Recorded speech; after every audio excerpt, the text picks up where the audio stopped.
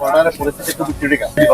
আমার মনে হয় না যে বর্ডার ক্রস করার মানে ওদিকে যাওয়ার জন্য কোনো বা কারো যদি গরু টরু চলে যায় আমাদের। আর হচ্ছে গিয়ে আপনার গঙ্গালহাটের পরে হচ্ছে কাশীপুর পারবে না, অনন্তপুর চেষ্টা।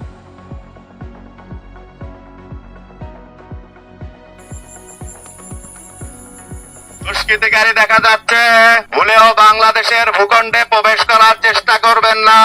কাউকে বাংলাদেশের ভূখণ্ডে প্রবেশ করতে দেখলে দেখা মাত্রই তার বিরুদ্ধে ব্যবস্থা নেওয়া হবে।